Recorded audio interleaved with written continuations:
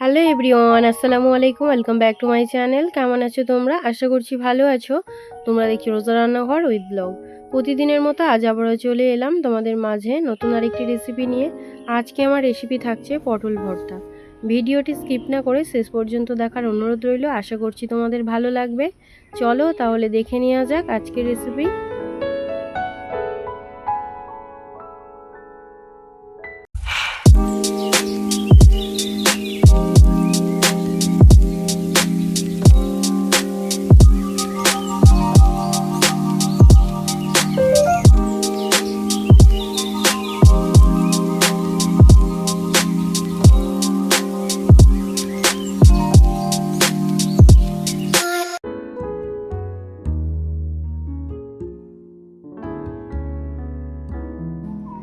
আজকে বানাবো পটল ভর্তা।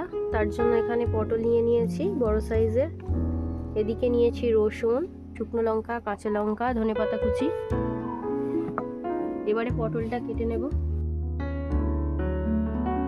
পটলগুলোকে এরকম চেঁচে নেব একটু।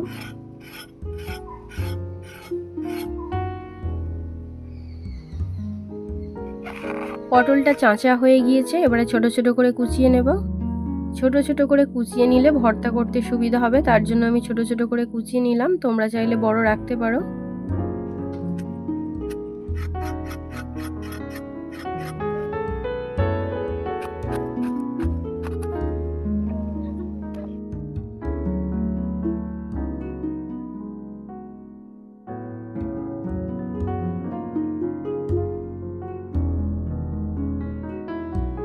পটলগুলো কাটা হয়ে গিয়েছে। এবারে লঙ্কাগুলো একটু চিড়ে নেব, কারণ ভাজার সময় লঙ্কাগুলো ফাটে, তার জন্য।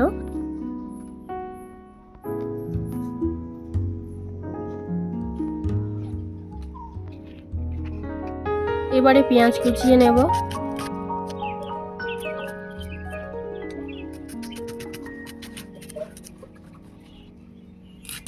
পেঁয়াজ কোঁচানো হয়ে গিয়েছে। এবারে পটলটা ধুয়ে নেব। উনুনটা জ্বালিয়ে কড়া বসিয়ে দিয়েছি। এবারে দিয়ে দিচ্ছি সরিষার তেল। প্রথমে ভেজে নেব শুকনো লঙ্কা। শুকনো লঙ্কা ভাজা হয়ে গিয়েছে, এবারে তুলে নেব।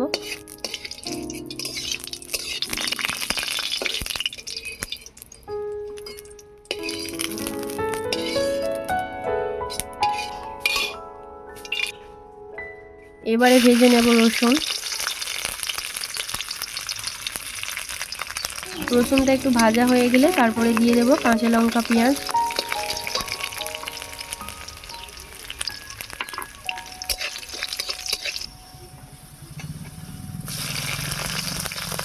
এবারে দিয়ে দিচ্ছি কাঁচা লঙ্কা, পেঁয়াজ কুচি।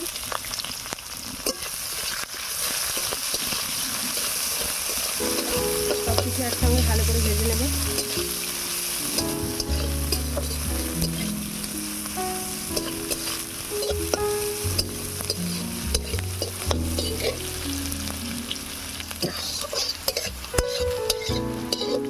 পেঁয়াজ, রসুন, কাঁচা লঙ্কা ভালো করে ভাজা হয়ে গিয়েছে, এবারে তুলে নেব। এবারে ভেজে নেব পটল।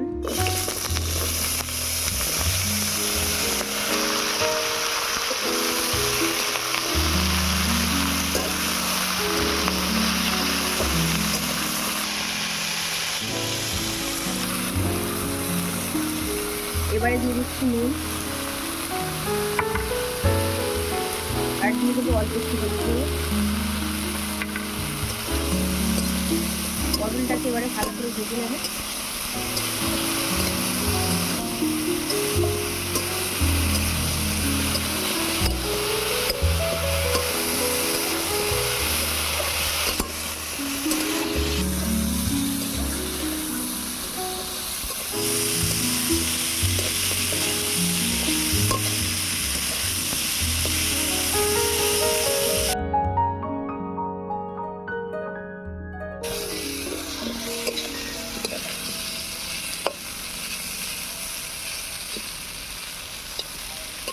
পটল ভাজা হয়ে গিয়েছে, এবারে তুলে নেব।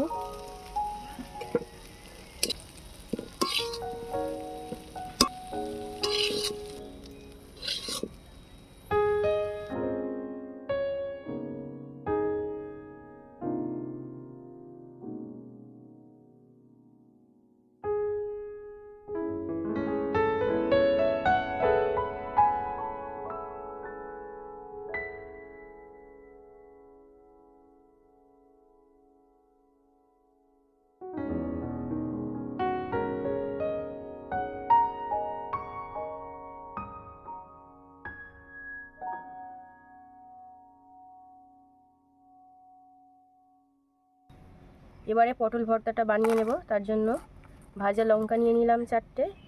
এবারে নুন নিয়ে নেব অল্প একটু, যেহেতু ভাজার সময় নুন দিয়েছিলাম।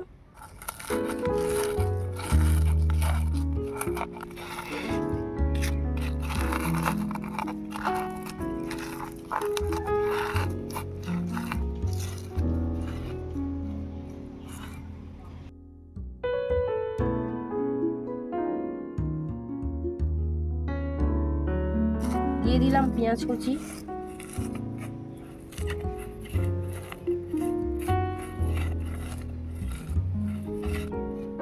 এবারে মাখিয়ে নেব ভাজা পেঁয়াজ, কাঁচা লঙ্কা, রসুন।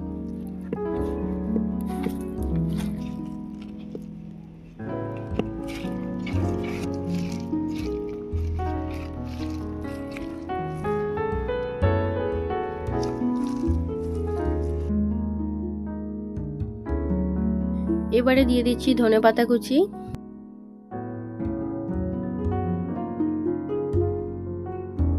পেঁয়াজগুলো ভালো করে মাখানো হয়ে গিয়েছে, এবারে পটলগুলো মাখিয়ে নেব।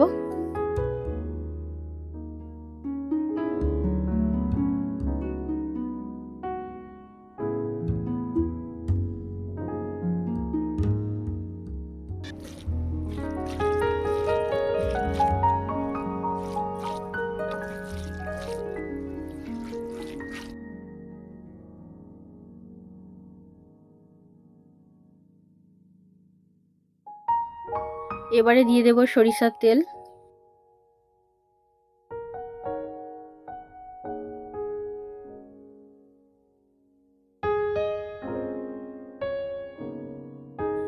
পটল ভর্তা হয়ে গিয়েছে, এবার একটা থালাতে তুলে নেব।